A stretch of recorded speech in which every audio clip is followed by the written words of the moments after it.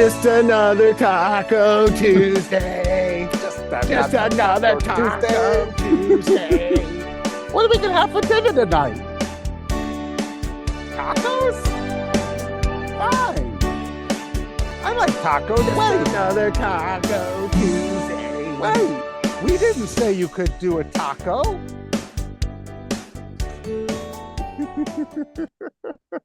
All right, excellent. Just another Taco Tuesday. Oh, the carnival barker does it again. I'll guess your weight. Yeah, right. If you guess my weight, then you'll open the fucking straight. Ba-dum-bum. Yeah, it's nothing much happening in the world. Yep, But this will be a short one. I'm glad. I know, right? It's already. I'm hearing there are already attacks happening. Right. Well, yeah, it's like for any group that actually believes it, they like might relax a little bit, you know. I know. Yeah. Like, all right, attack will work now. Yeah. This just feels like this was done to just pump up the market. You know. Oh my God. Yeah, right? This is some of the most outrageous market manipulation I've ever seen. And I'm wondering, you know, like, of course, nobody's going to get any consequences besides getting filthy rich for it. But yeah, I right. kind of imagine in my mind, like how with who was the famous gangster and they finally got him on tax charges? Who was that guy? Al Capone. Right. Where it's like I kind of wonder in my mind sometimes. I wonder, I'm like, kill a bunch of like brown people, that's fine. Like raise taxes on poor people, that's fine. Deport like just like random people, okay, that's fine. Fuck with the money system, hell no. You know, or you're gonna get some people that are going to be super against that. Now the people like who are getting the inside info, etc., no, they're happy, right? That's great. But it just makes me wonder, is there any can it go too far in any area to start getting consequences? Probably not, but hey. Well, or at least I again, and I think there are multiple levels to things where you it's have like impeach him. He messed with the market. You know what I mean? Like it gets people riled up. I'm like, wow, that gets you going, you know? Like I'll see news stories on that. Yeah. Well, people, the way to motivate people is with the carrot or the stick, right? And so the carrot is like, hey, don't worry, if you just go along with what we're doing, then we'll give you a slight advance notice so you can make a lot of extra money. Right. And it seems like that's one of the features, not a bug, but one of the features of the system that's been there for a long time is and I had a friend of mine once told me like years ago, you know, I'd say like 15 or so years ago, he's like, oh, Josh, you're like this. He was telling me about a few of his friends that are in finance and that they got called into the Federal Reserve and they were told, hey, we need you to do X, Y, and Z. And they were like, no. And then they're like, well, if you do X, Y, and Z, we promise you we will make it up to you. You know, you scratch our back, we'll scratch yours. And the guy was like, I'm listening. and basically they return the favor. And so, right, it's like another way to print money out of nothing or the equivalent of, you know, that gives them a competitive advantage because who else can do it except for those that have the ability to do it. And so it's not like you can just mining for gold or oil with there's only a finite source. It's something where you can just, hey, I'll give you a advance notice about something that's going to happen, and then you can make a killing on it. And don't worry, our regulatory agencies won't come after you for it.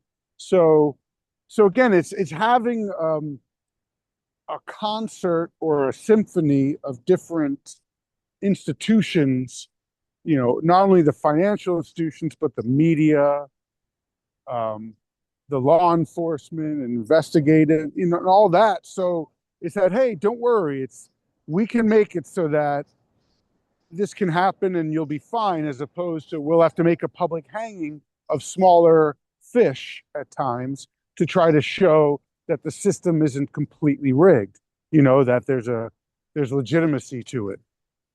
And I think that's part of the thing that was going on with this is it seems like this was starting to really undermine some of the credibility of a lot of these institutions. And even though I think the older generations, they don't give a fuck, especially the investor class, they don't really seem to care about these. And that's the whole thing. I think like the investor class, they just almost totally amoral, so that just doesn't factor everything's in. The bottom line. It makes you think of that Bill Hicks joke where he's talking about it. He goes, if you're in marketing, you should kill yourself. Yeah, and like exactly. There's like awkward laughter, and He's then like, he goes, no, I'm not joking. yeah, I'm not joking, no, real. And then he switches to like being the marketing guy, and he's like, oh yeah, the anti-marketing dollar. Yeah. That's a really good dollar. right. That's so smart. That's so smart. Yeah, anti-marketing. Yeah, he's going to so market. Everything is just a dollar sign. Yeah. Everything's a dollar. Everything's, oh, that means this stock will go up. You know what I mean? Oh, okay, we're doing that. That means this will go down, but this will go up. Okay, cool. That, because you're right. That really is, if you have right, that's what's known as insider trading. It's a big advantage, it's known as quite a home field advantage, if you know what I mean. You might say. You might say. Yeah, right. Right. So well, and the other thing I was thinking is I'm also seeing this happen a lot on Twitter, online, with, it's obviously either completely AI generated or it's a human working in conjunction with AI, of creating communities. And like I'm in one with Jackie Letitz, right? And that community, which is, you're learning to do technical analysis. And that's what really high level technical analysis you're trying to do, is predict the future, right? So I think, I can't remember who I heard this from, and I think I brought this up before, that it seems like they're trying to push everybody into investing us in some sort of way, like poly market, making the taking everyone's gerbs, doing poly market, which is basically, I mean, of course it's betting on foreknowledge, but again, that's just insider information. The people placing the biggest bets, and who aren't just like doing it for fun or something, it's because they know something is going to happen. And so they're using that to their advantage. Right. And so crypto, all the gamification of stock apps like with Robinhood and Webull, especially Robinhood, though. I mean, their user interface is truly brilliant. It turns stock trading into like a video game, with even with the graphics, and you can win stuff, you can win free stocks and blah blah blah, which, right, and it's the promise of getting rich, and you're decimating the economy, and so people are going to start looking for that, and already that stuff is it's obviously on the up and up, and super popular, and it's like you got to DoorDash and day trade to make enough money these days. You know what I mean? So I think there's a real strong push towards making everyone into investors. Now, of course, they'll fail and lose their money. They'll never most likely become the investor class, but that doesn't matter. You're selling a lottery ticket. People know they're probably going to lose, but I'm buying the chance to hope that I might be getting out of poverty if I win this. That's the fun part. That's I get a little adrenaline going as they're choosing the balls, the numbers. And you're oh darn, making I it lost. I addictive. knew that. I only put $1 on it, Hmm. but still Hmm. it's the hope. You're buying hope, you're killing Hmm. time, Hmm. and it's addictive. Yeah. Maybe sometimes you do win some of the smaller prizes. And so it's like, okay, I didn't win 1 million, but I won a couple hundred. I'm gonna definitely keep doing this. Hmm.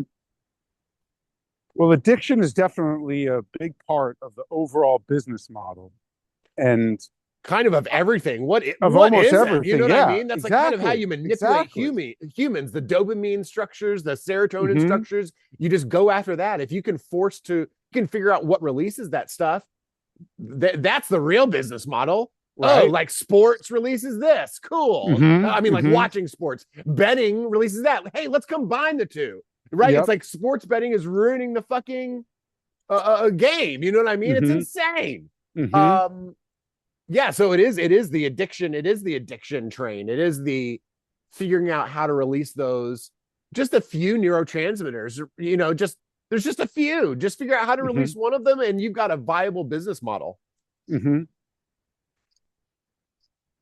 No, absolutely, absolutely. And I don't know if you remember, but it was, I guess it was a while back. It might have been like, I don't know, one of the times that I think I came, one of those times I came in to visit you with Maria, and my guess was be like 7 or 8 years ago. Mm. And I showed you guys that Truth Stream Media uh, little documentary they made about the gamification of everything.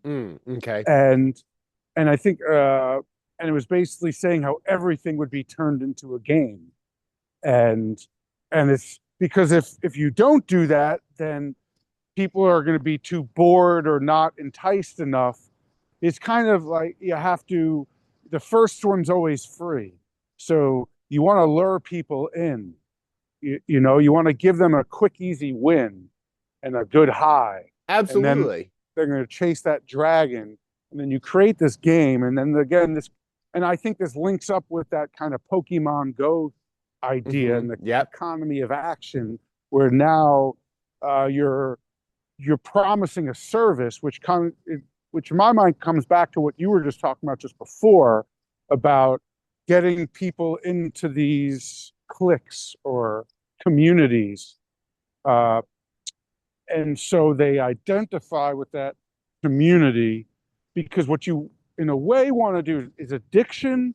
And it's also, I saw this great quote by Carlos Santana the other day, that I'll to fuck it up, I'll say it was something like a religious person won't necessarily do what's right or wrong. They will do what their dogmas tell them. What's expected of them.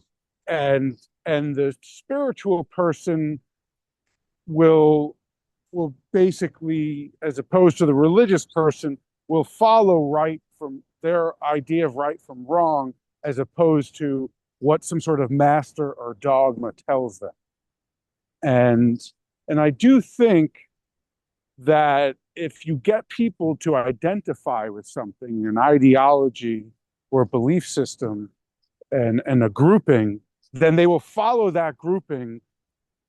As we're seeing, for example, with the what's going on with Israel, and I've been whatever venting about this, and frustrated with this for a long time. And but as a Jewish person that has a lot of family and friends that are in this grouping, I've gotten to see with a good amount of nuance. Uh, it's been intriguing what people are willing to question and what they aren't within that groupthink. And say someone like my dad, I brought this up to you before on here, that if conclusive proof were to come out that the Zionists had a role with the Nazi in some way that was just indisputable, where, like your mom with the vaccine, like the part of the problem why you can't convince your mom about the vaccine or my dad about Israel is because whenever they go up and look at it, whether it's Google or one of the AI search engines, when they search something up on one of these topics, they're going to be flooded with the propaganda from the system. And the system will say, oh, no, no, that's not true. The vaccine is wonderful and it saved millions of lives. And and so good luck convincing your mom about the vaccine, or good luck for me convincing my dad about Israel, because every time they search for things on their own, they're gonna be inundated with propaganda in favor of the group they identify with. So it's just really hard. So once it's only when a person loses the faith in that system do they start questioning some of the information they're getting from it, let alone become like you and I, where we just, for the most part, we just reject or assume otherwise when something is promoted heavily. And that's why to me it's I think part of the trick, the master key, is to remove yourself from the groupthinks, as many of the identity, ideology, groupthinks as you can, and then it's easier. It's not like it's just easy, because some of the shit is just hardwired, and we imprinted it, and it's going to be really hard to topple these beliefs and replace them with something more genuine. And I've just accepted now that there are certain subject matters, even if there is good evidence to support where I'm coming from, that if they look into it on their own, they're just going to be bombarded by the other side, supporting whatever, the vaccine, the Israel, the Republican, the Democrat, or whatever their groupthink is, and how to get people completely out of the groupthinks.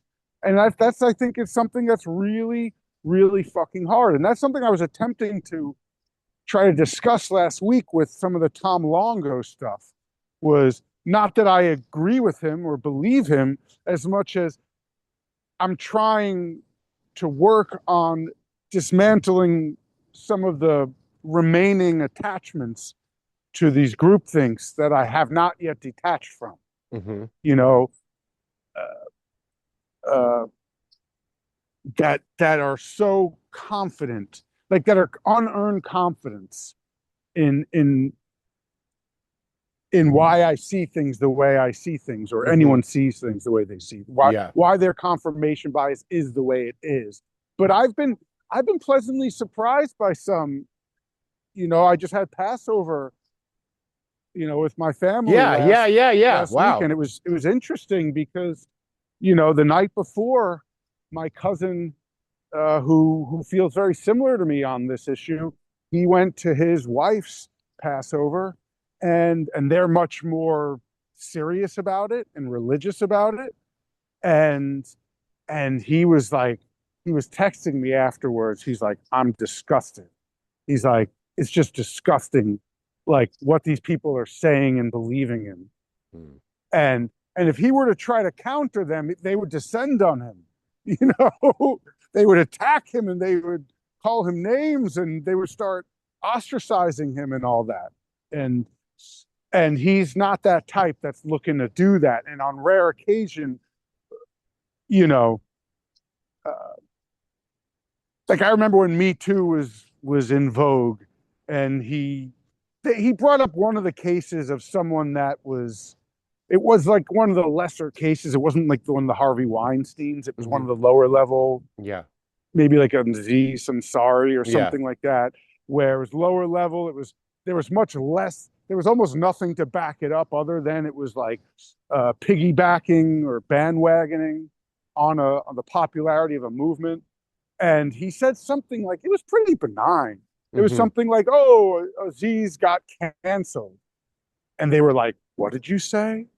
They were like, how dare you characterize it like he got canceled? No, what happened was justice. He was a terrible monster and he got ruined, and justice was served, and like they took issue with him being canceled, which is what he was. Maybe you agree with his canceling, but him attempting to humanize it, and I don't even know if he was attempting to humanize it. He was just stating I don't know, just calling balls and strikes. Like, but they took such exception, like it somehow undermined something that was, that shouldn't be undermined.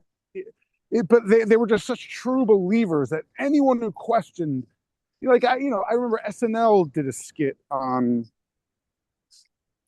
something to do with either Me Too. I think it was like Me Too, where it was like like three couples go out to dinner, and then one of the women says, "Oh, how about so and so? Getting Me Too'd," and then you like cuts to the men, and the men are just like, they have a thought or a feeling they want to share, but they're like, "Don't share it. Don't say Yeah, anything." no, God. Like, don't. And then, it's just like the self-censoring, which is right clearly part of, it's not a bug, it's a feature. If you get people to censor themselves and you don't even have to scare them, Yes, of or course. right, Absolutely right. right, and and that's ultimately what's going on. In a way, we're all getting herded into our little communities, or stay in your fucking lane. You're a man, you don't speak about this, or you're white, you don't speak about this, or you're not Jewish, you don't speak about this. You, you, and it's just like, guys, what the fuck is going on here? Yeah. and it's like, hey, the First Amendment, it should have, we should curtail it in certain ways because people will get upset if you don't. And it's like, whoa, whoa, whoa, this is the path to hell is paved with good intentions, Mm. from at least from the lower level people, because at the higher levels they know what they're doing, and they're trying to maneuver everyone into their little lane that they can't get out of, and then self-censor. And if they don't self-censor, they're gonna, and even if it's things that we you know can agree with to some extent, at least, like, I don't know, if some of the shit Kanye has said, it's like, come on, man, you know like, what are you doing? It's almost like he's Yeah. up to it, like he's put up to it. But then, he just had like a whole tour canceled in Europe because they like wouldn't let him into Europe. And it's like, wow, so, right, you thought this was just about white people or about men, or about, no, no, no, they start, it's like, at first they went after Alex Jones Yeah. because few people would resist, and it's like, that's how they start, that's how they get the foot in the door. And we all have to be kind of vigilant in that way, Yeah. to not be divided and conquered, so that this empire can just make it so that, no, no, no, only Jews can talk, only black people can talk about, only women can talk about this. And it's like, guys, this is where woke goes. Woke, eventually you wind up with Israel. You wind up with, like, hey guys, can't we just talk about the elephant in the room? It's like, no, fuck you. We're gonna punish you and scare the shit out of you. And then it's like, sorry, sorry, sorry, I didn't say anything. You're right. You're right. I should shut up and know my place. That's you're making me think of one of my new favorite um YouTube channels. It's called I actually didn't even know the name. I just always watch them when it comes out. It's called TBONE and Solo. And it's a Okay. black guy and a white guy, and they're really good friends. And so Mm-hmm. what the way they introduce it is, hi, this is taking my black friend to do white people shit. And then the black guy says, this is taking my white friend to White. do black people shit. Uh-huh. And so they switch each time. Like the newest one is he takes his black friend to get white girl drunk to party with some white girls. Uh-huh. And or like taking first time trying vegan food, Mm-hmm. or my black friend took me to the hood, or taking my black friend clothes shopping, or my Mm-hmm. black friend took me to get my hair done and stuff like that. It's Mm-hmm. just brilliant because this is Mm-hmm. the shit you're not supposed to talk about. Yeah, You're yeah, not yeah, supposed yeah. to be out in the open and talk about this stuff, and that's just insane. Right? That's just insane. It is. My It is. goodness gracious. And It boy, is. do they say some racist shit to each other. And boy, is it hilarious. Well, that's the psychology of humor. Yeah, I know. Is Oh, yeah, yeah. I mean, you and I are on the same page there with yeah, yeah, humor stuff. I mean, it's basically one of the only weapons we have. yeah, yeah. And that's why humor is so under attack and has been under attack. And that's why there's a backlash against that. And then they try to say all these comedians are right wing now. It's like these guys aren't right wing. They're just not falling for your garbage. And that doesn't make them right wing. Like some of them might be, but just calling them all that, and right wing, it's a, we've always talked about like this. It's just blurred and bullshit now. It's like I just don't want anyone saying that's right wing or that's left wing. It's like no, no, no, no. If you are talking about left wing and right wing, then I'd argue you're part of the problem. You're part of the fucking problem because you're keeping this divide and conquer thing going in a Well, it's way too where simplified. It's too yeah, simplified yeah, because you'll be able to find somebody. Right, I'm talking to this mystery person. Right, it's like you'll be able to mm-hmm, find somebody on the right wing who holds some of the same beliefs you do. mm-hmm, It's so much more complex mm-hmm, than that. But yeah, like we hit on a lot in this show, we want a simple explanation. We want mm-hmm, things to be I'm on the good guys team and the other team is bad. It's good versus mm-hmm. evil. It's dark Yeah, yeah. side versus light side. This Mm-hmm. it's the God versus the devil. This goes back so Yep, long as yep. such a effective Mm-hmm, control strategy through the creation of a mythology with a clear good and bad. And lo and mm-hmm. behold, I or my group is always on the good side. Right. Other motherfuckers are always on the bad side. So it's like, yeah, Mm-hmm. my tribe is good. That tribe across the river, every once in a while we battle them, and that's Right. just how it is. Yeah, yeah. And this is just the way humans are. We just fight. We're a warring people. It's our nature. Our nature is to be bad. Just that's shit like my dad says. And I'm like, Dad, and I guess it's I guess a better discussion has to happen where we include talking about strategy and morality, right? Because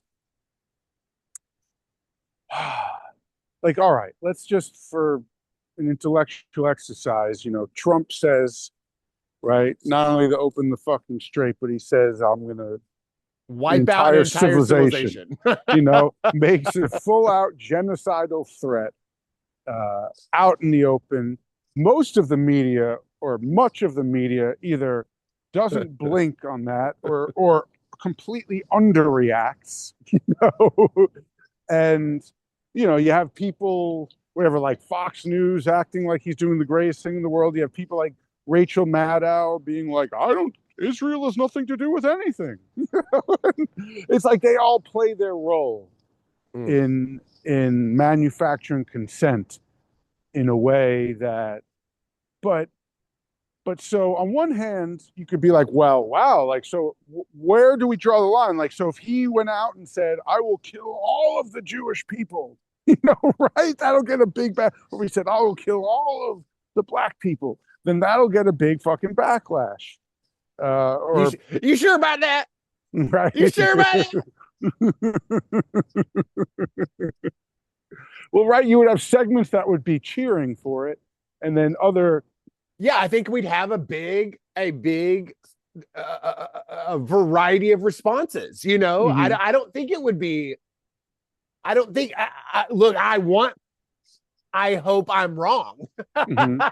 Yeah, yeah. I hope I'm actually wrong that there is actually something he could do where it's so terrible or bad that the vast majority of human beings would be able to admit that Mhm, it's morally repugnant or wrong or something like that. mhm, I mhm, feel like that is almost kind of what I think, because that's my own short-sighted belief in like good and bad, and mhm, that the vast majority of people agree on what's good and bad, and like what I think is good and blah blah blah. And I don't, and what I'm kind of discovering and what I think we're talking about a lot of the times is it's way more complex than that. There's going to be some people that totally agree. There's going to be some people that are just sunk cost fallacy. They've been supporting this guy or this party or Yep. whatever. Yep.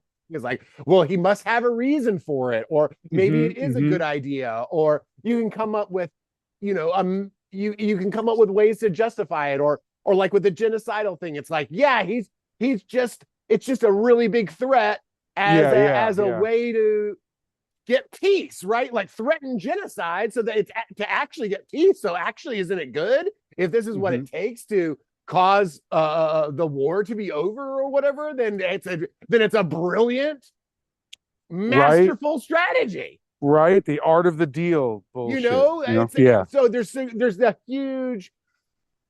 I can't remember what that's called. I use the term all the time where everything's on a spectrum. There, we're on a spectrum. Whereas my personality or the ego wants there to not be a spectrum. I want two boxes. Yeah, good and and I bad. want Yeah. exactly, or something like that. Yeah, something Or like that. Yeah. me and them, or something. Yeah. Yeah. Yep. Yep.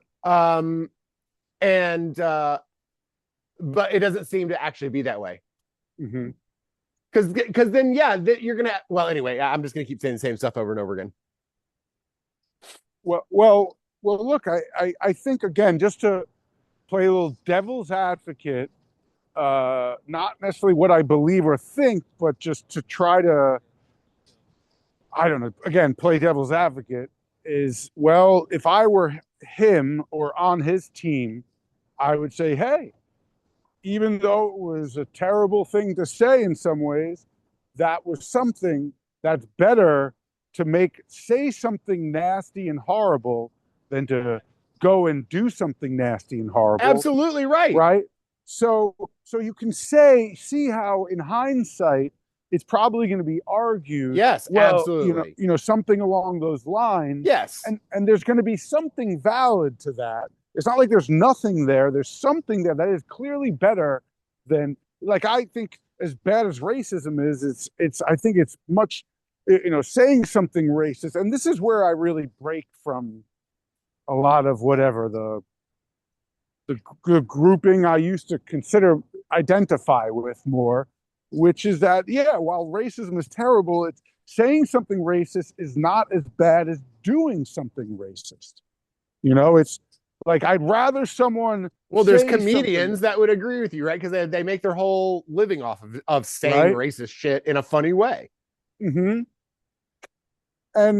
it's just like in a chess game, there will be, you start building up and mounting an attack, but without crossing the line, and you let the tension build without, and who can last the longest with the most tension mounting.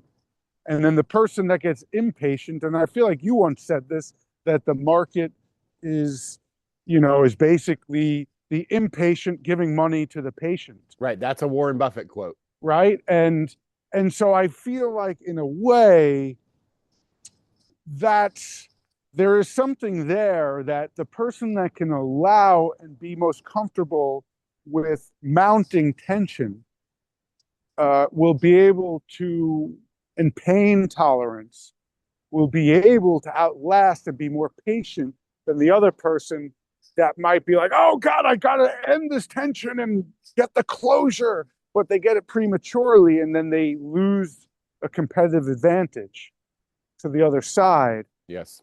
And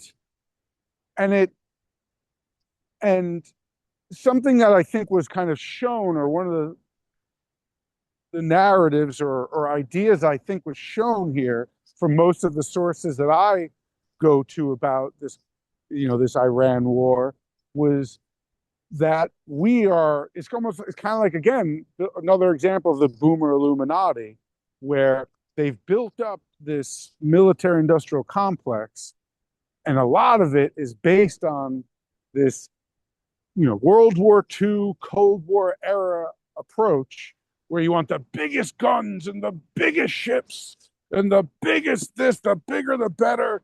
But in reality, it's really this, what the biggest thing about it is the corruption, to where there's no incentive to really truly innovate in a certain way, whereas, right, where Iran will use a drone that costs 10 to 50 grand a drone, and we're shooting missiles that are a million or a Mm-hmm. few million a Mm-hmm. pop, and it Mm-hmm. takes a couple of million, I mean, a couple of missiles on average to hit one of those drones. So it's like we're spending whatever, a few million to take out 10 to 50 grand. And it's like, how does that work? How does that math work out? Well, I guess if yes, if 2 + 2 = 4, then it doesn't work. But if you can just whatever, we'll just print up more money and buy more shit, and now we just got rid of our old inventory. You know, like someone who's a drug dealer, and they just like, oh, I got a new client who wants to buy a shitload of stuff. I just dump all of my old inventory on them. So like, we've just been lying around for a while. And I was getting nervous because the potency is down, but now I got rid of it. Now I can just, restock with fresh stuff and the new stuff. But something was revealed where the whole idea of the power of the mafia is if you don't have to fear them in the same way, then more people will stop paying, and then their business model falls apart. And that's a big picture thing that the American military industrial complex just like, face planted Mm. and showed itself that, wow, you know, we're like, and clear, or it seems pretty clear to me that part of what's going on right now is that this went so badly for the US and Israel that they needed this ceasefire. That's why he shit his pants and started yelling, like, open the fucking strait and I'll destroy a whole entire civilization, because he was like, shit, that we're gonna really, it's going bad and it's about to get much worse for us. They want to just do this thing that ends it. And honestly, Simon Dixon, that guy I've sent you a number of times, I feel like he was pretty right on about this. Mm. He was basically saying for the past couple of weeks, he's like, a deal has already kind of been made, but there are just some holdouts, some hardliners that are holding out, that refuse, whether it's the IRGC from Iran or the elements, the more hawkish elements from the Zionist side. And that's why, I don't know if you checked out that Jimmy Dore clip I just sent you, an hour ago or whatever, Yeah. where Trump kind of admits it. Yeah. He's like, yeah, I'm not letting people know who we're negotiating with, Right. because I don't want that person to get killed. Right. Which is a hell of an admission. Yeah. So there are these different factions. And again, I do think it's what we are trying to do in part is tease out some of the nuance Yes. of like we've talked about, whenever he's like, Mary Mandelson, she says she's America first, but come on, we know who she really prioritizes. Come on, I know you are, and she's a wonderful woman. She's a great, great woman. And it's Right. like, They dude, tell me I should run for a third. yeah, they tell me I should run for a third term, Yeah. And it's like, but he's saying these things out loud, and it's like, whoa, and again, it's like something that is like, he's letting it be known to people like us, like, guys, come on, I'm kind of held hostage here. This is the game and the system that's much bigger than me, and I can yell and scream, but these people, I'm trying to do what I can and not have them release this footage they have of me with this 13-year-old girl. Right. And I'm trying to get out of this alive.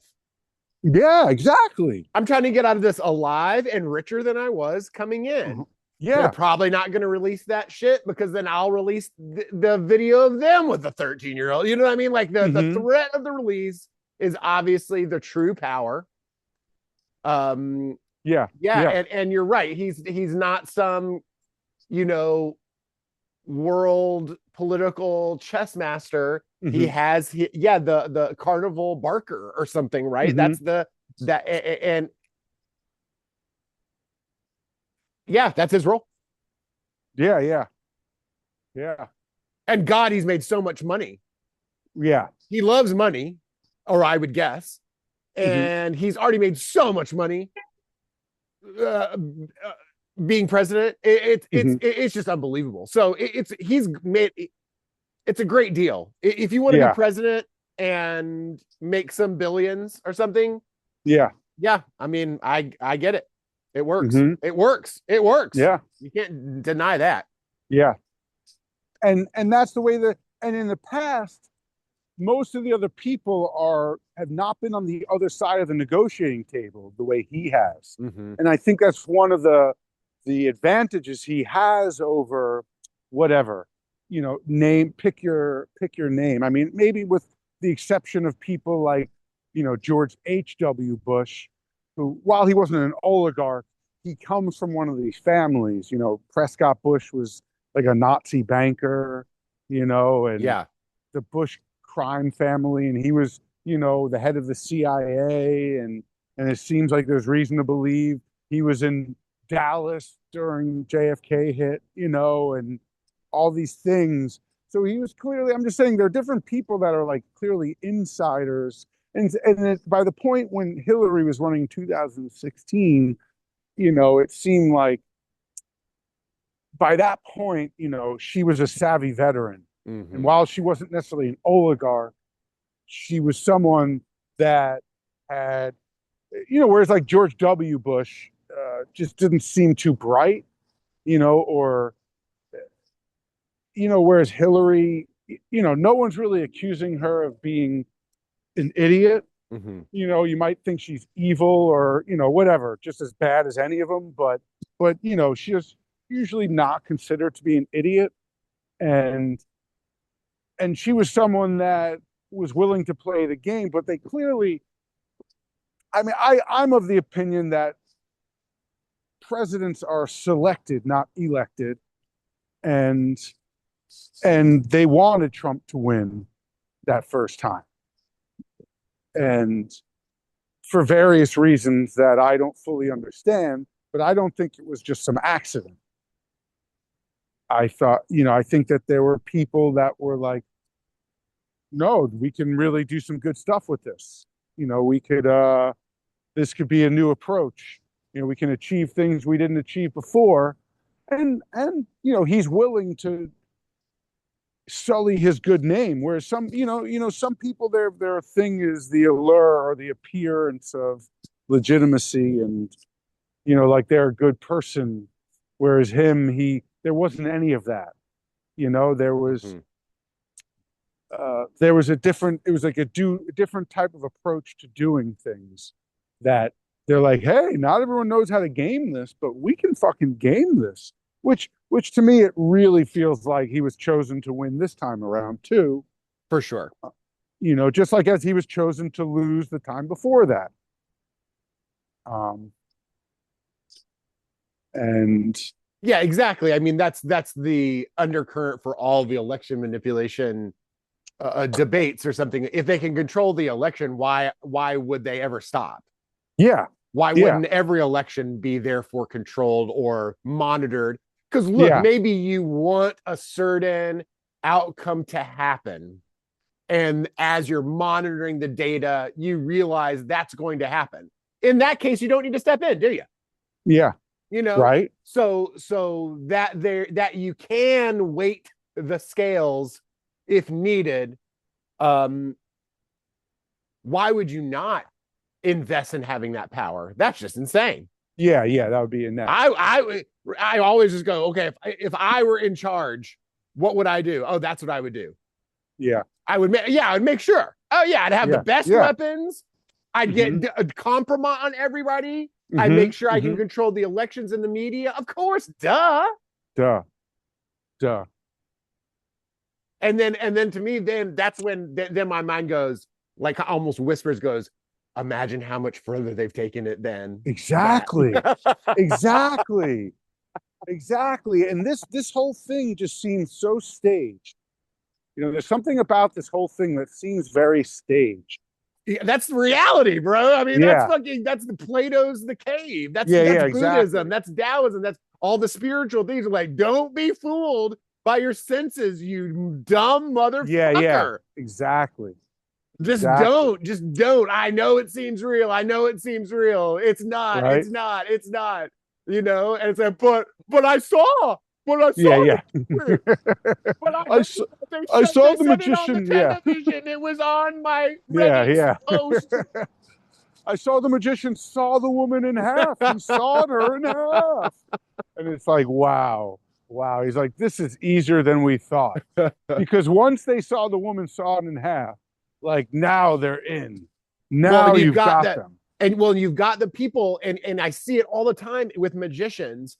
You get a certain subset of people that actually thinks they are demonic and have real Yeah. magical powers. You Uh-huh. actually get some people, Yeah. because most people are going to be one or two sides. I know this is a magic trick, and either I know how it's done because I caught it, or I know about magic, or I know Mhm. it's a magic trick, but I don't know how the How it person does it. works. Yeah, However, yeah, there's yeah. a third group, and probably others too. That's kind of what we're talking about. There's never just two fucking groups. I wish. Yeah, yeah, yeah, yeah. Then there's a Rarely. third group that's like, it was real magic. Yeah. He actually has real powers, you know, and Hmm. and and wow, well, and because right, that's like the Moses story, right? Is that you've got these that back in the day, magicians, if you were a magician, you could try and be act like you were for real and then get Hmm. like in with the royal court. And you're like, Hmm.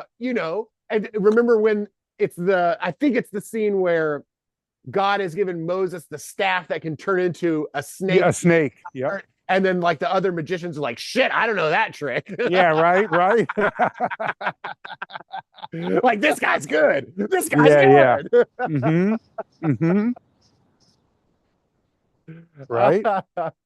Right, because And that that's wouldn't that be I mean, that's the essence of the con man. That's the essence. It's like I have magical. It's every it's like what who Houdini hated were the magicians that would do the seances hmm. and claim I can get you in contact with your dead relatives Yeah, and get yeah. you information. It's Hmm. using it to fake a paranormal ability, Hmm. i.e., God, like divine from God. How did I get this magical power? From God. Yeah, yeah, I'm special. Don't you get it? yeah, yeah. I'm I, chosen. I'm chosen. Don't Hmm. fuck with me.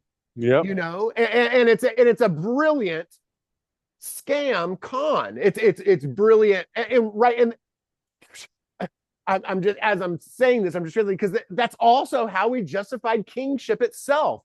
Hmm. Why is this guy king? He's chosen by God. Right, right. Mandate This from heaven. family or this group or whatever, it was Yep, chosen by yep, God. You can't argue with that. yep. Oh, they're special. They're supernatural. Hmm. There's something beyond the senses going on with this group or person. Hmm. And that gains you power in every fucking culture. I can't think of a culture That where didn't do that. claiming divine power Yeah.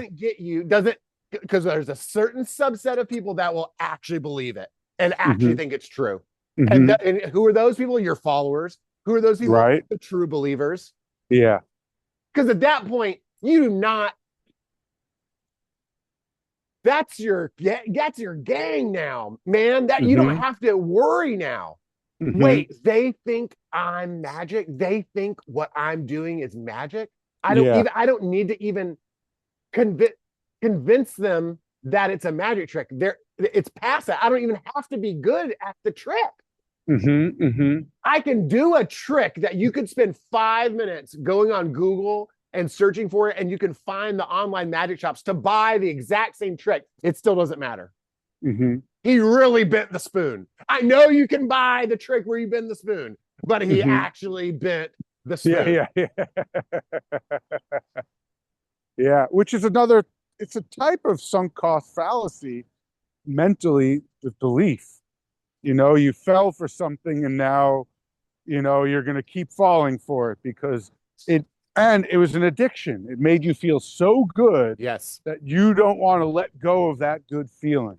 You know, like my dad, he wants to believe that America's the good guy, Israel's the good guy, and the Right. rest is the Yes. bad guys. Yes. And he's like, it's like good. Like, even if I was like, Dad, here are this Right. video Yes. of Hitler with the Rothschilds, and they're laughing and they're watching footage of Jews in the Holocaust, he would still be like, no, that's still the good thing to do, in some Mm-hmm. way. Mm-hmm. Mm-hmm. Mm-hmm. He would bend that spoon himself, to be like the bend the spoon and then be like the spoon is straight. It's like, all right, why am I even trying to talk to you about this? Mm-hmm. Why do I? And obviously, trying to convince one person really doesn't matter much. But to me, it's represents something like where things really are.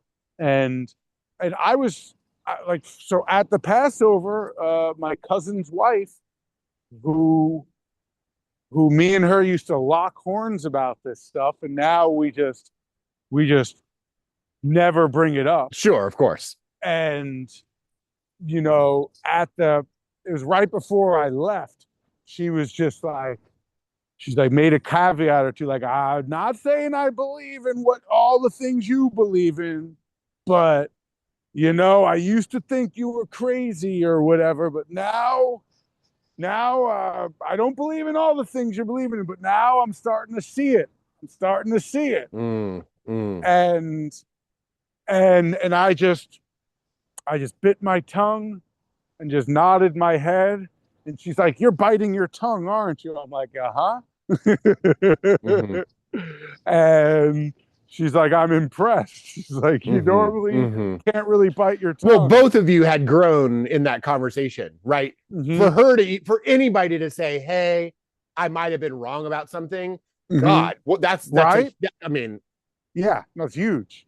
that's what we're kind of talking about is the desire, Exactly. the addiction to not doing that, to Uh huh. deciding who is good and bad, what's right and wrong, and sticking to that to as Right? a feel good mechanism.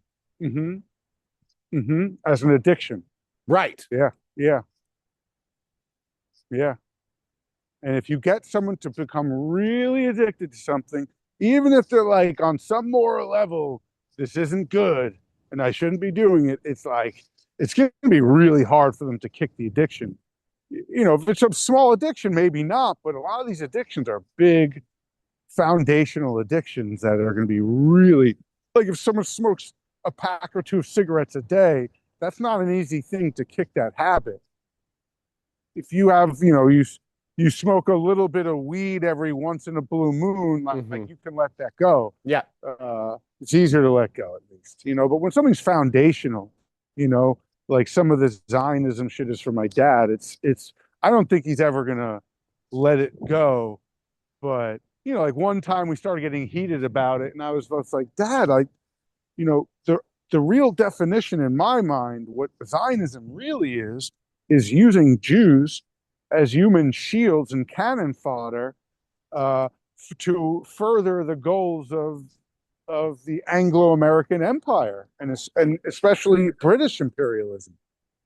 And he was just like, I could tell that one flustered him a bit, and he was like, "Maybe you're right. Maybe Yeah. you're right. Yeah. But I don't care. I'm not willing to entertain that. I'm willing to say maybe you're right, but I'm not going to think about it much very deeply because that addiction is so foundational. It's that would be quitting cigarettes after Right. smoking packs a day for so long, and it's like good luck, kicking that habit, or heroin or something. Some things are easier to kick.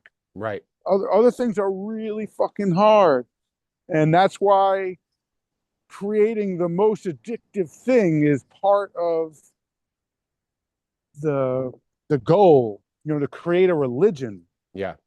and that's something that, I've heard Kurt Metzger say a lot that I think is really well said, which is like the point one of the major things, one of the first things of all these secret societies is to, once you become high enough and move up through the chain and you get to the Xenu level, of the cult, Mm-hmm. that now your job is to go out and create a new religion. Mm. The way L. Ron Hubbard did with Scientology. Yeah. And so when I was talking to my cousin's wife about some of this stuff, and then at some point I was like, look, it's we all got born into this American Scientology and this cult. We got born into this death cult. And she was like, death cult? Like that was too far. Mm. She's like, death cult? I'm like, why? I'm like, have you not looked into the Epstein releases? Mm-hmm. And she's like, no, I haven't. Yikes. I'm like, well, if you really looked into them, you'd understand that we're run by satanic, pedophile, cannibal, death cult. And basically that's what runs the show. And good luck unseating that. I'm glad that you're making progress and you're starting to, but she can see it because she has such fear and hatred of Trump that it opens her to this. Right. And as soon as Trump loses and the Democrats win, then she'll be like, things are much better.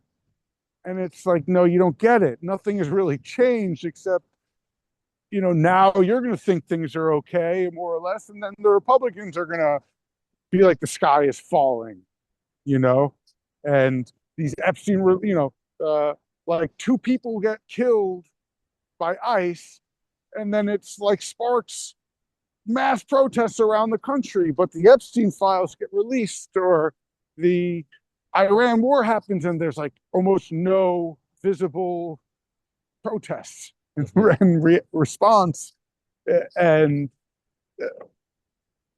whatever, all of this shit, especially, and that's why it's just, to me, it's when something is just pure Republican propaganda or pure Democrat propaganda, and then it's like not shocking when these big protests break out in favor of one side or the other, and one side's all in and the other side is like, this is dangerous.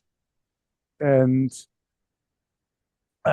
yeah, I don't know, just the partisan shit there's just so many ways that we're herded into these different communities or groupthinks and told to stay in our lane, and it's really fucking hard to break out of the lane.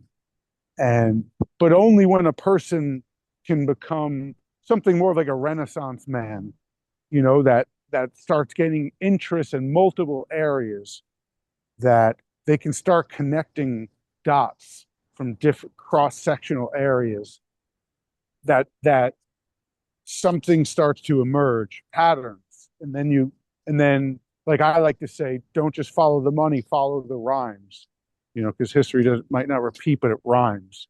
And there's so many rhymes that happen. And now when a rhyme happens, I'm like, something like ding, ding, ding, like a rhyme is happening. But if most people, they don't understand that rhyme. They're like, what are you talking about? I didn't know there was a rhyme. I didn't know this was a pattern. Like, you're crazy. You're seeing patterns where they don't exist. Mm. And right, there's a term for that, to classify those of us looking into this shit, like basically, I guess one way is a conspiracy theorist.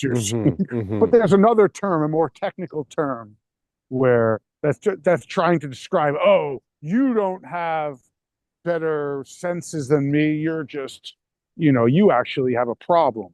Right. You see patterns where they don't exist. Right.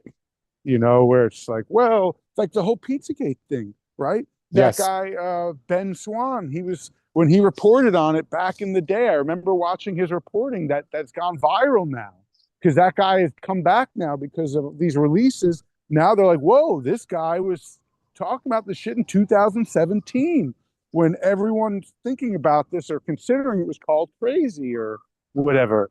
And he was like, yeah, well, what happened was on these 4chan communities, you had these people in the pedophile communities that were like, wow, they're using a lot of terminology we use. Mm, And they helped crack the code. mm, And so they recognized a pattern because they're in that community. right. And those of us who are not in those communities, which are most of us, we didn't see that pattern. We were like, well, whatever. What's the big deal about saying pizza and hot dogs or Yeah. grape soda? Like, whatever. And it's like, no, no, no, you guys don't get it. These are actual terms and code words that are used in those communities. Yeah. And then it's like, whoa, so the ability to recognize those patterns, or at least be open to hearing from even people in the pedophile community. It's like, okay, these people, might not be the best people, but they're they're coming out and being like, guys, at the risk of outing ourselves, Hmm. there's something going on here. And those of us understandably don't see the pattern, so we think there's nothing there. But, and then so evil can continue unchecked. And and I think that's one of the interesting things with the internet is, and I don't know, I'm open to, I mean, clearly it's like, right, the whole DARPA thing, this was that created the internet. So this was clearly a surveillance tool and a mechanism for control. But, I don't know, like, I'd have to assume there's like some column A and column B where there's, on one hand, they were taken aback and surprised by how many people gravitated towards conspiracy theories and questioning and noticing patterns like repeated use of the terms pizza and thinking that there's something there, and then be like, wait, got all these pedophiles saying this actually means something. This isn't random.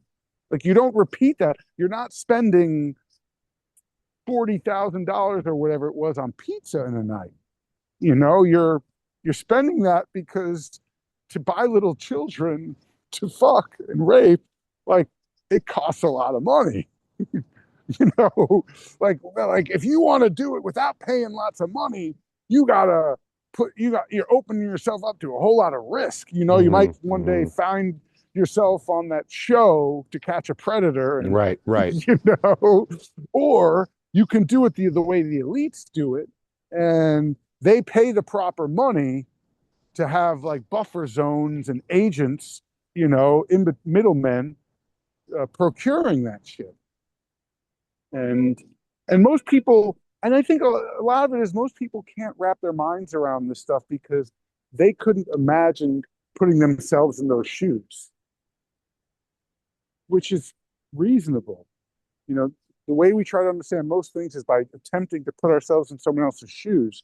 But if we can't understand where they're coming from, we can't successfully put ourselves in their shoes, then it's hard for us to understand it. And that's where I think the whole idea of the internet, like, I just have to think that there are some ways that some unintended, like, collateral benefits happen from the internet. Whereas now you had communities collaborating, where you have a pedophile community that's like, guys, like, this pizza shit is worrisome. Mm-hmm. and slash, how do I get to that, invited to that party? Mm-hmm. Mm-hmm. Mm-hmm. and and so I do think that there's something like a collective consciousness that is somewhat emerging, where you have these different sleuth groups, and that's like the Fred Hampton approach. Whereas you're one of the Black Panther leaders, and then you're willing to go and work with some white supremacists because you have some common cause and common enemies, and so you'll make a coalition, and even though you might not like each other much, Yeah. you're like, you know what, we have some we can make a coalition here. And that's something that, let's say, Rage Against the War Machine was these protests that happened during COVID against the war machine. And like Code Pink, like Medea Benjamin, the leftist anti-war movement, they basically there was like this whole drama that happened where they wouldn't participate in those anti-war movements because there were too many like right wingers involved, Yeah. and they were like, no, I'm not going to be a part of it. And I think it was like, I feel like I heard from like Jimmy Dore saying something like either him or someone else had kind of pressured Minia Benjamin and said, hey, why aren't you getting involved in this? And she was like, I want to get involved, but the other people in Code Pink do not want to get involved because Mm. there are too many right wingers. And it's like, you can't, if you really want to stop the war, you got to make coalitions with people you disagree with on Right, something. exactly. Otherwise, like, No, I don't. yeah, exactly, exactly.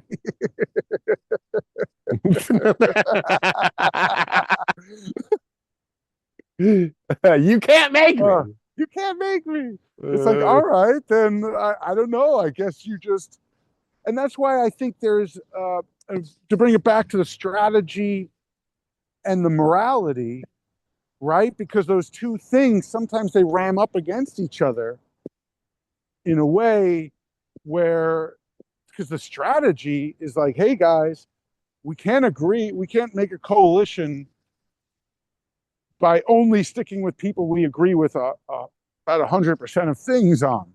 You know, we're going to have to be willing to work with people we disagree with some things about. Otherwise, it's not a coalition, it's just our own group.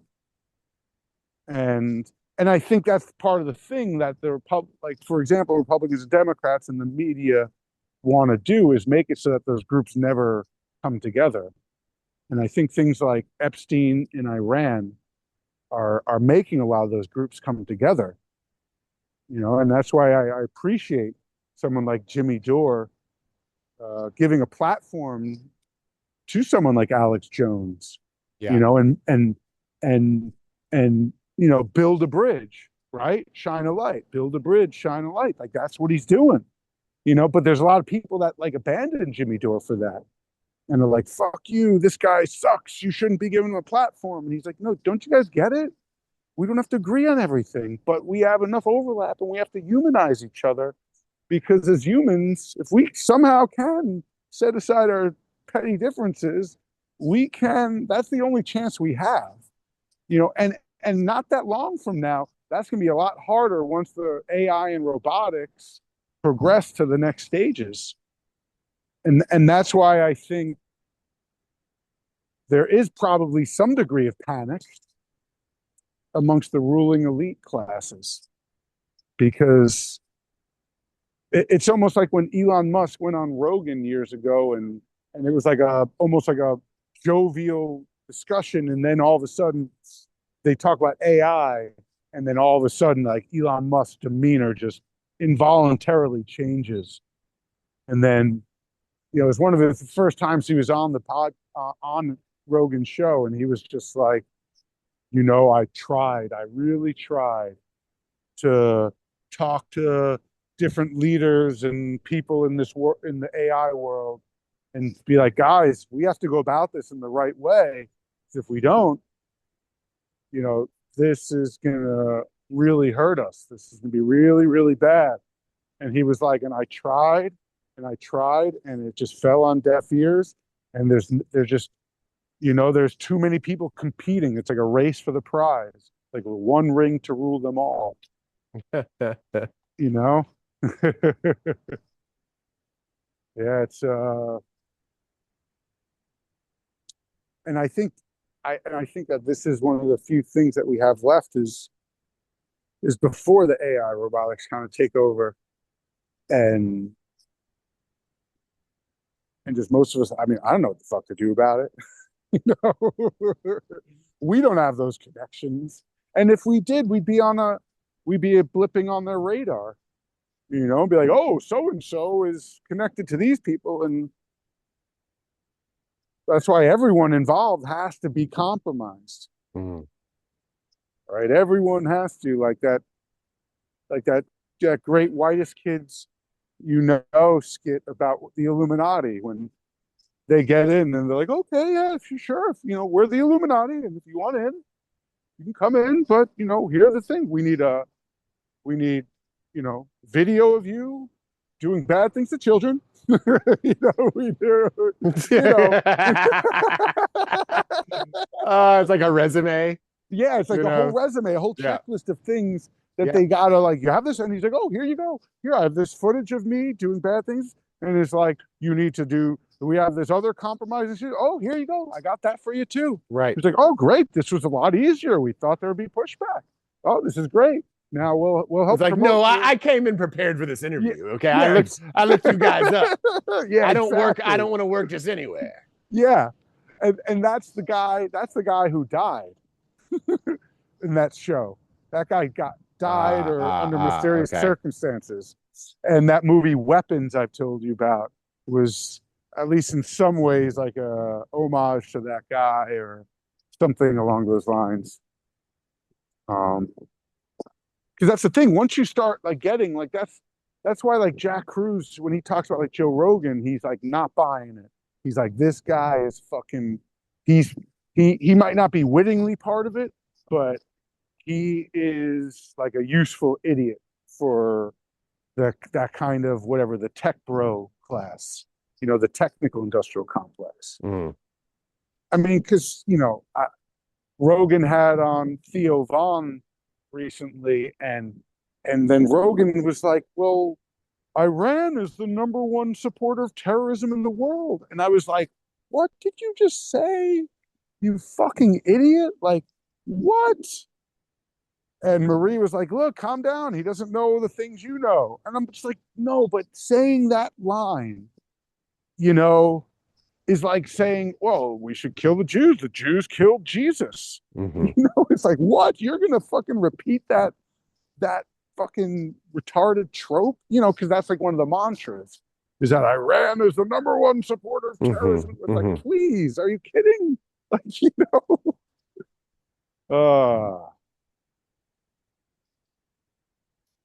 yeah. And then we threaten genocide, but that's not terrorism. Right? Right? That's When not that's like terrorism. literally what it wasn't like, because that's what it was designed to do, Mm-hmm. is to freak people out. And it did a great Right? job. Yeah.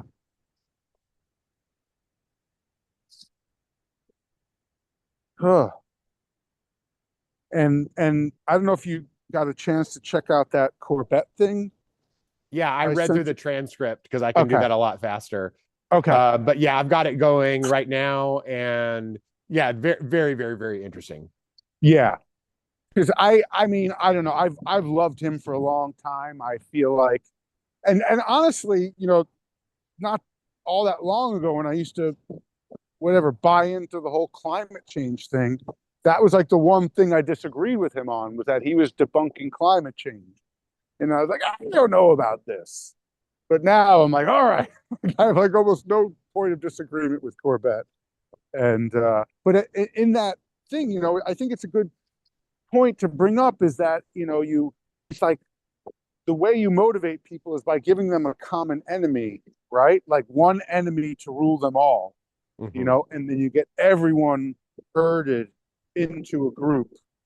And then it's like going to be really hard for them to leave that group.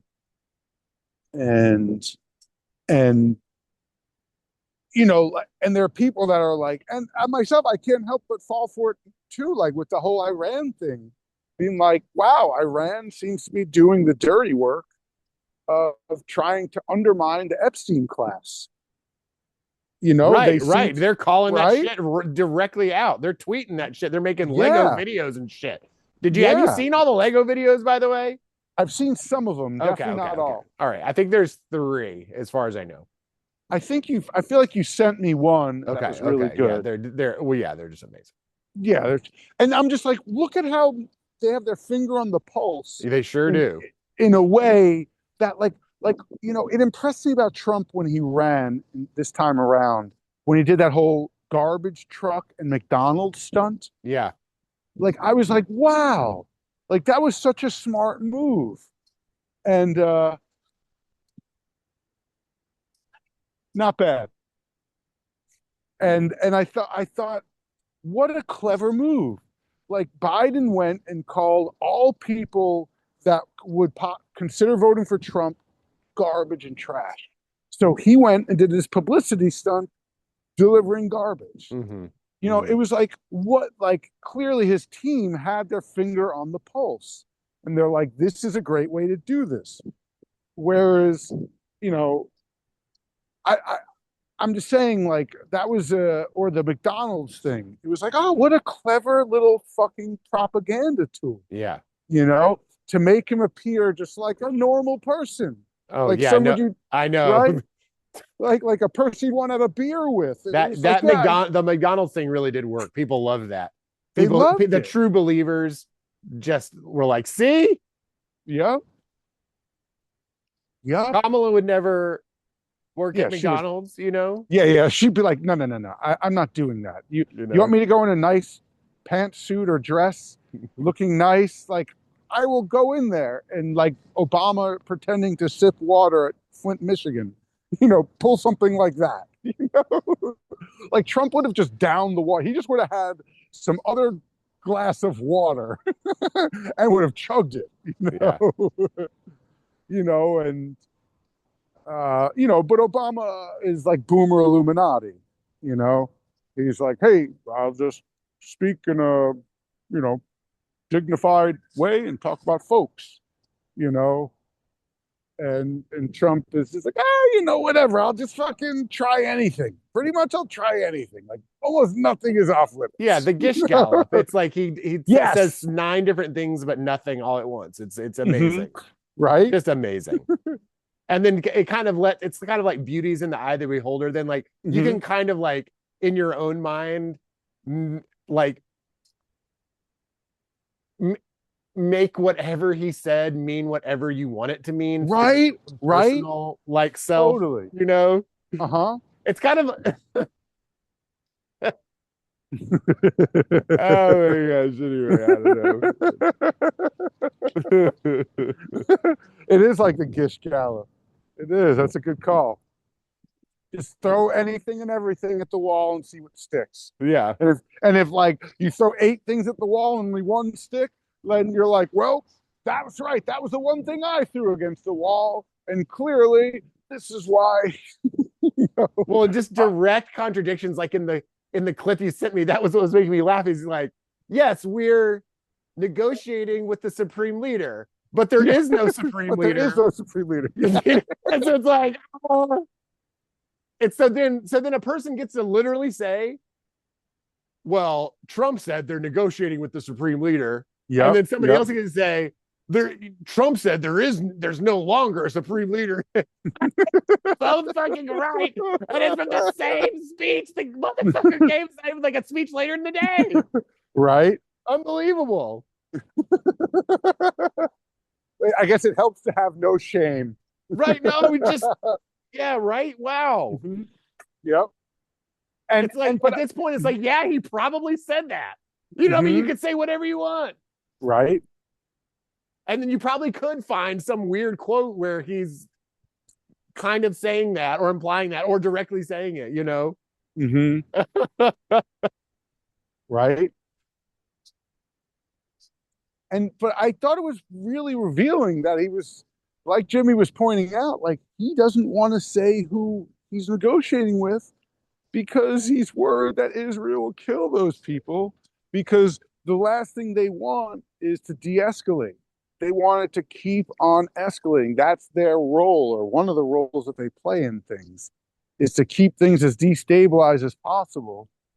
And I don't know if you read or heard about like the whole Max Blumenthal thing that he wrote, that basically they've scared and convinced Trump, Israel did, that, Iran was behind his Mm-hmm, mm-hmm, assassination attempt. And mm-hmm. so therefore, and they are the ones who He's like, no, convinced no, him. no, I planned all of those. Like the ear thing. I'm sorry. Yeah, yeah. Ears don't heal that fast. It doesn't make any sense. The I bullet doesn't match this, that, and the other thing. Mhm. This is all just I know. And then like the American flag getting lowered at just the right time for the photo op, and then all the press people repositioning themselves for a better shot instead of hitting the deck worried about their lives, you know. which most rational people would do. Like in the Charlie Kirk thing, you didn't see, you know, that type of thing happening because people were scared and they're like Mhm. outside of that one guy who just There's a few. calmly walked away. There's a few of those guys. There's a few Oh yeah, like yeah, I'm totally, just totally. going to now walk backwards. Like, Yes, right, oh, right. it's oh, okay. He's now he's been shot. It's time. Okay, I remember. You know, I'm gonna now do my little exit plan that I had Mm-hmm. ready.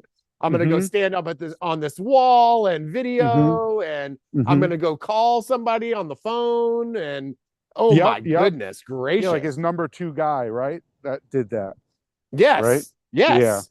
Mm-hmm. There's a So number of fishy. really weird behavior for sure.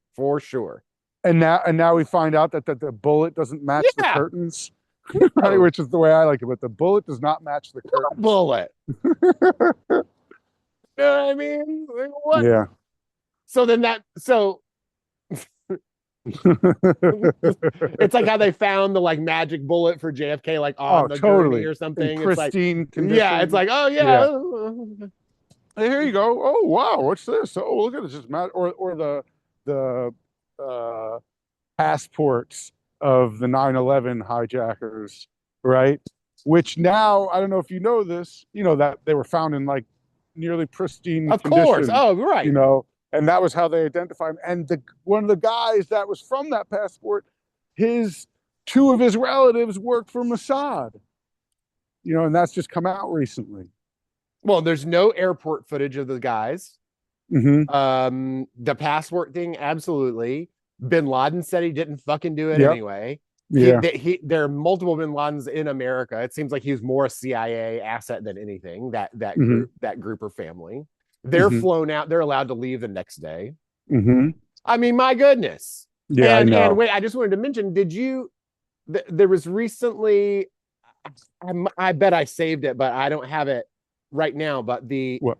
there had been a file, like an FBI file or something, that was an order for a tiny munition system that was Mm-hmm. created out of Tennessee, and then Mm-hmm. that factory that created it was Mm-hmm. completely blown up. Do you know what I'm talking about? No, no, I Everybody don't. that worked there died and shit.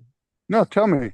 What? Yeah, so basic the implication being I'm not saying it very well because I'm like, Uh, damn it, I wish I had found the post and the picture of the invoice uh-huh. and stuff like that. Maybe But next time you'll yeah, bring. Yeah. absolutely. But Okay. basically, so the thread was doesn't seem like a bullet, a 30-06 or any kind of bullet we fucking know of hit Charlie Kirk because it's Mm-hmm. too weird. There's not enough blood. There's not enough exit wound. There's not Mm-hmm. enough Mm-hmm. damage. It doesn't make sense what happened. Why does his shirt do that? Why does that Mm-hmm. happen? Blah blah blah blah blah blah.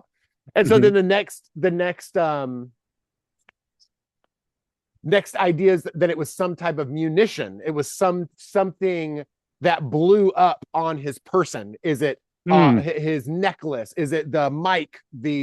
And so then they started looking at could you fit? How big was the explosive device that they were putting in those pagers? Hmm. And Hmm. could you make something small enough to go in that magnetic attachable mic thing? Because there's like a battery pack like on the back or some shit like that. Mm-hmm. Could you fit it in that? And how big would it have to be? And blah blah blah blah blah.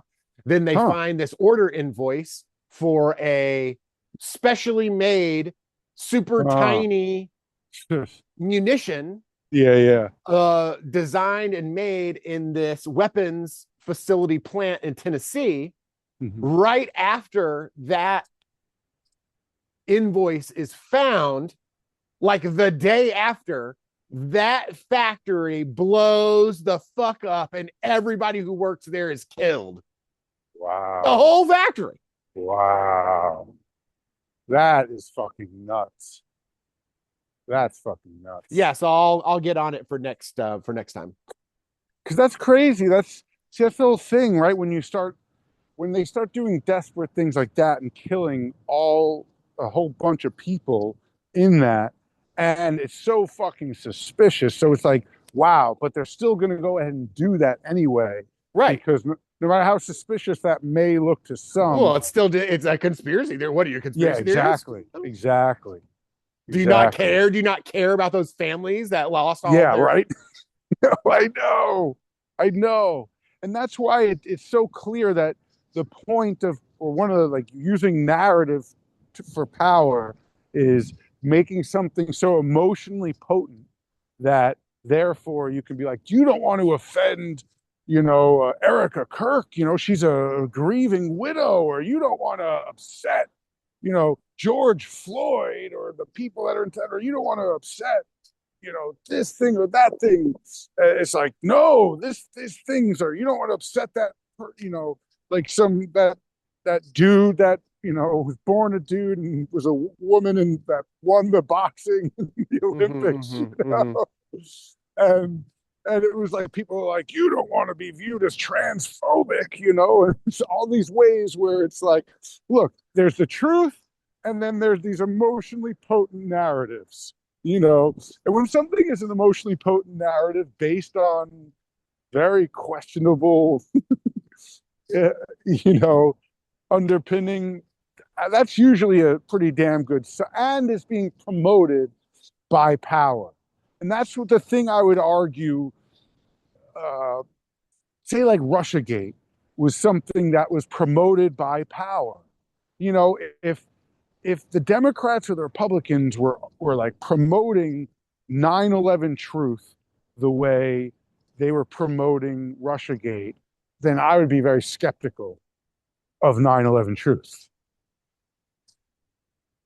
I think Sure. Sure. one of the corroborating uh, criteria for a psyop, or a corporate narrative, is like, how much does it get promoted, Right. by power. Right. And so I think, like, and so with Russiagate, and mind you, you know I have I do I'm open to the possibility that there's something there, maybe not with the Russiagate as it was presented to us, but I have heard, it's been a while, but I remember hearing some things about, kind of like some of these weird oligarchs in Russia that you never hear about. It's not Mm-hmm. Putin, Mm-hmm. but some of these oligarchs that, and this is, to me, it's like when they want to do something, it's like, okay, so it's similar to, uh, right, that guy they rescued, and it looks like, in Iran the other day, and it looks like that was this attempt to go and steal the nuclear material, right? Mm-hmm. I don't know if you've heard much about this. Mm-hmm. I haven't Yeah. looked that deep, right? But this is, this has gone around now, and a lot of credible people are like, this was used. They used that other thing as a cover story, Yeah. and so we don't know. And then those of us who are questioning things, and then will be called conspiracy theorists, we start looking into things and see what doesn't add up, or Mm-hmm. what doesn't make sense, or Mm-hmm. what seems inconsistent. And that doesn't mean we can always get to the full and whole truth and nothing but the truth. But we know something is rotten in Denmark, and that there are people trying to cover some shit up, and then there are different levels of the cover up. And once some things uh, come out, it's like, well, but we still can't fully explain everything that happened. Yeah, maybe they're trying to steal nuclear material, but I don't yet know. I'm not the person to speak on that right now. I can Mm-hmm. maybe quote some of these analysts that I'm a fan of, and these sources I'm a fan of, and be like, well, like Larry Johnson, the CIA, former CIA analyst, like, he's saying X, Y, and Z, and and I do think that ultimately, those of us who are trying to get to the truth, it doesn't mean we can get to the whole truth and nothing but the truth, because we sometimes we can just uncover and realize what they were trying to hide. Like, say, even 9/11, Mm-hmm. the about like talking about like that gold that went missing, Mm-hmm. right? Which I don't even know if that's true or not, but I've heard that and I assume it's true, but I really just don't know. Mm-hmm. But I feel like with 9/11, there were so many birds killed with that one stone that some people want to think it's just about Larry Silverstein, because of the shadiness of the insurance deals that he made. And, he got paid out doubly because they got to say it was two separate acts of terrorism, all these things. And in my mind, that's like, well, that's how he got paid off so that for his role in this, Mm-hmm. Right. because Right. he was a strategic choke point in that he's the owner of the buildings. So almost like if a crime gets committed against someone but that person that the crime gets committed against, they're part of it. And so that person is not going to press charges. And they're the person, if they're not going to press charges, there's only so much the police can do. So if you have the person that the crime is going to committed on against as part of it, then you can influence how the investigation goes in a different way. And I'm just saying that it's just, we know that there's clearly an inside job, or at the very least, we don't know everything about it, and they've gone to great lengths to cover up and get rid of evidence. In a similar way, like you were talking about the Charlie Kirk thing with the getting rid of that munitions factory and Right. killing everyone in Right. it. And that's what, and which is something we need to consider. Say like what's going on with the war in Iran, and this is totally speculative, but I think it's worth considering. Like, hey, they're blowing up a lot of evidence right now, and I don't really hear many people talking about that. Mm. That they're destroying a lot of the military bases, a lot of the evidence, like those biolabs in Mm-hmm. Ukraine. Mm-hmm. Mm-hmm. Yeah. They've got operations all around the world, and Yeah. maybe sometimes you got to fucking blow up a munitions Yeah. factory or a Yeah. biolab or Yeah. some shit. And Absolutely. In the and then name of we national security, or just you can do right, it. There's yeah, no problem. There's uh-huh, just no problem. You're just allowed to. yeah, yeah, exactly. And thinking this way and questioning these things is that doesn't mean we're going to be able to explain the full truth and the whole truth, nothing but the truth, but we got to at least try. And if we don't, then we don't even have a flashlight in the dark room, but basically we just have a flashlight or two in this pitch black room. And it's hard to make sense of a whole big picture. And I personally think someone like Jack Cruz, at least he can really hammer out and elucidate portions of the room in ways that very few can. Now, I'm not saying that's the whole picture, because I don't think it is. Otherwise, I would only listen to Jack Cruz. Mm-hmm. But I think, but I'm just someone that I want to get these people together. I want to create coalitions. I would love for us to have Jack Cruz and Whitney Webb on together, and to have however long an episode it takes. Maybe it's 3 hours, maybe it's 5 hours, maybe it's 10 hours. And I want them to go through all of these details together, and not be combative and not being like, fuck you, fuck you. But I want them, you know what I'm saying? This whole debate thing, it has its place, but there are ways it becomes counterproductive. Because I'd rather a discussion where we can start synthesizing things and coming closer to the bigger picture. Where to some of the bigger picture we get that is just about power, control, and manipulation. But that's why I just think like you have to be stubbornly motivated by our the ability, or the at least the attempt to follow truth, whatever that may be. And as human beings, I don't know that we can, we're very limited in our ability to truly be objective, but we have to do everything we can to account for our biases. And very few people want to do that. And that's usually something that discredits many people for me. That's why whether it's like my cousin's wife, I go saying, I love her, she's a great person, but like, she has certain biases, so there's certain things she just will not go down that road, or it's gonna be a lot harder to get her to go down certain roads. And that's why to me it's like I'll listen to the people, but you know, it's hard because when you know that they're gonna have certain roadblocks, and then so the conversation just can't really go there. Yeah. Yeah. Well, let's call it, bro. All right, man. It's time. It's Awesome talking with time. me as always. Yeah, I great will get talking to around you. to posting it later on today. Awesome, man. See you next time, and I'll get the stuff on the munitions factory. Also, I just saw on Reddit that the Justice Department says Bondi won't appear for the Epstein deposition now that she's no longer Attorney General. Of course. Of course. Cool. But of course, But of course. I'm Jack's total lack of surprise. Absolutely. Yeah. All right. I'm stopping recording. Talk to you All later. right, Talk to man. you next time. Yeah. All right, Bye. later, buddy. Bye. Bye.